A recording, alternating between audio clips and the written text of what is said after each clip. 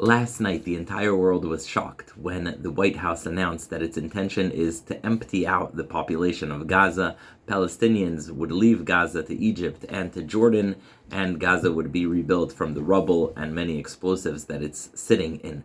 People said this is ethnic cleansing, you can't do this, you can't expel 1.8 million people, and happens to be, I agree with many of those claims. But here's the thing about ethnic cleansing. You can't be for it in one place and against it in another place. If you've been chanting for the past 15 months, from the river to the sea, Palestine will be free, which is a call to ethnically cleanse the Jews living between the river and the sea, then you should not be talking now about Gaza. If you've been okay with people telling Jews and Israelis for the past 15 months they should go back to Poland, go back to Morocco, Iraq, or wherever they came from, now is not your time to call out. If you've been saying that Israel is a settler colonial entity that has no right to exist, then Donald Trump has every right to say the same thing about Gaza. If you've been claiming that Israel should be cleaned off the map, or that there's only one solution and all kinds of revolutionary calls, then you're not exactly the right person to express outrage at Donald Trump's plan to remove the Palestinian population out of Gaza, because what is right and what is wrong. And if you've been okay saying it's okay to remove the Jews from Israel, if you've been saying it's okay to, quote, dismantle Israel with all the horrors and implications that carries, then really now is not the time for you to speak. And one more thing about Gaza and Trump's plan to remove the Palestinian population from their 1.8 million people.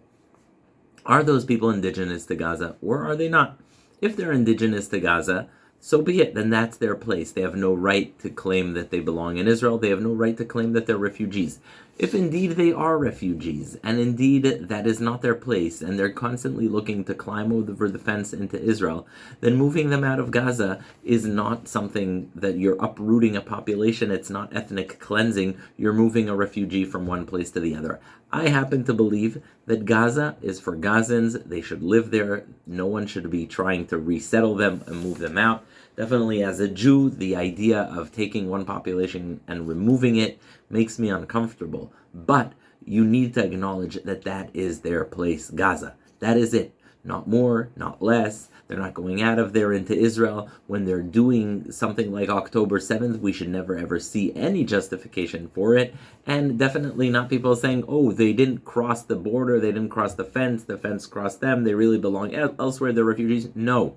If they live in Gaza, which I believe, if they belong in Gaza, which I believe, then that is their place. They are no longer refugees. They are no longer people with a claim for return to Israel or any kind of ridiculous idea that we've been hearing in the past 15 months. So, as to Trump's plan, I do not believe it's going to happen. I do not believe he even intended for what he said. But I do believe that it highlights the hypocrisy that we've seen from so many people in our society. People who thought it's legitimate to say Israel has no right to exist, and at the same time then are now outraged and calling it ethnic cleansing when Trump suggests removing Palestinians. You're either for or against ethnic cleansing. We should all be against it. And that means that Israel has the right to exist. The citizens of Israel will remain there for eternity. No one shall dare to call for the removal of Israel or question its existence.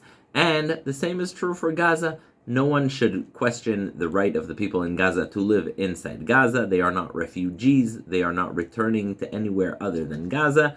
And in terms of their future, they can rebuild it. They can take responsibility for their actions. They voted for Hamas.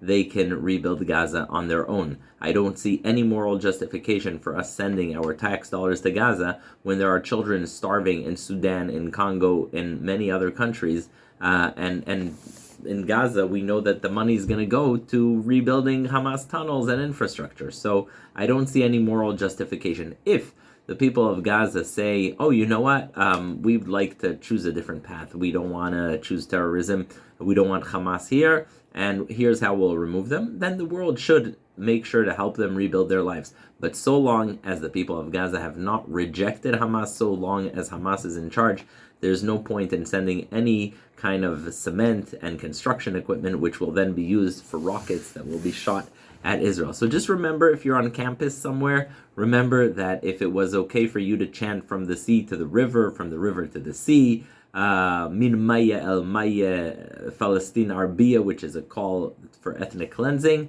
or anything like that. Just remember not to be upset now when Trump says he's gonna take the people of Gaza elsewhere, because that's exactly what you've been doing for the past 15 months. It's exactly what you've been calling for the past 15 months.